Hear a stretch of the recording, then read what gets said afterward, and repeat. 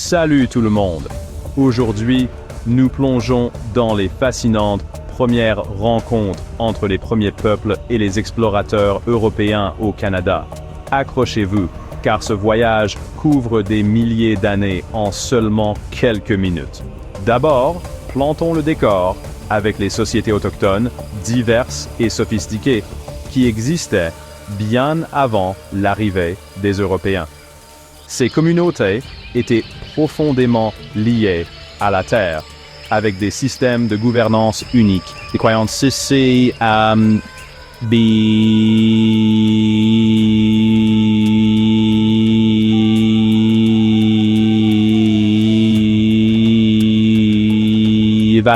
vastes réseaux commerciaux. Imaginez des villages animés avec des maisons longues, des tipis et des activités quotidiennes animées comme la chasse, la pêche et l'agriculture.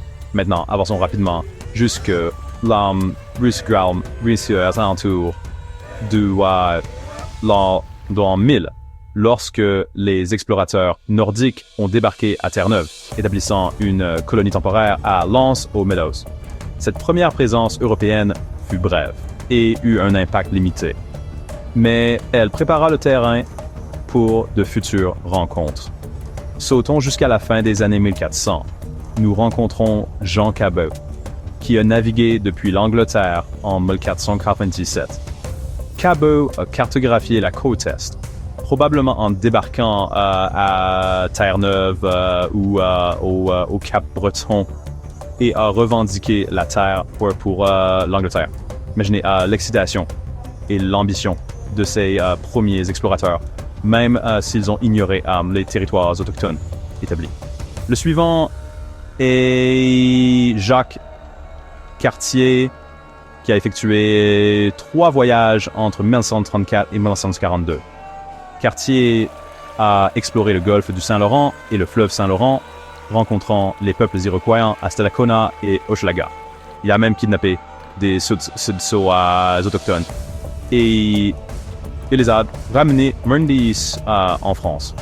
Ces interactions étaient complexes avec des échanges commerciaux, des tensions et des déséquilibres de pouvoir. Et anecdote amusante, le nom Canada vient du mot iroquois Kanata, qui signifie village ou établissement. Au début des années 1600, nous avons Samuel de Champlain, le père de la Nouvelle-France. Champlain a fondé Port-Royal en 1604 et la ville de Québec en 1608.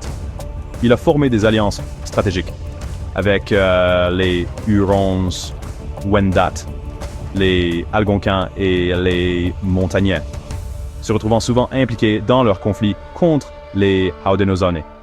Ces alliances étaient cruciales pour la survie et la croissance de la Nouvelle-France. La traite des fourrures est alors devenue le moteur de l'économie, façonnant l'exploration et la colonisation. Les peuples autochtones échangeaient des fourrures contre des biens européens, comme des outils en métal, des armes à feu et des textiles. Cet échange a initialement favorisé la collaboration, mais a progressivement conduit à la dépendance et à des changements dans la dynamique du pouvoir. Mais il n'y avait pas que le commerce et l'exploration.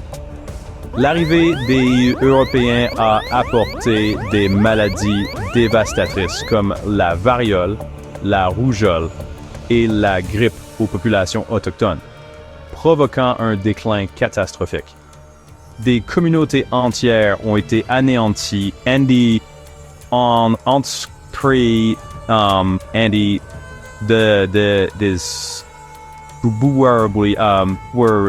bouleversements sociétaux massifs et une perte de connaissances. Ces premières rencontres n'étaient pas seulement des découvertes, c'était des rencontres profondes entre des mondes distincts. Elles ont marqué le début de changements importants pour les peuples autochtones et ont préparé le terrain pour l'histoire complexe du Canada. Merci d'avoir regardé. Si vous avez trouvé ce voyage à travers les débuts de l'histoire canadienne fascinant, n'oubliez pas d'aimer, de vous abonner et d'activer la cloche de notification pour d'autres explorations historiques passionnantes. À la prochaine!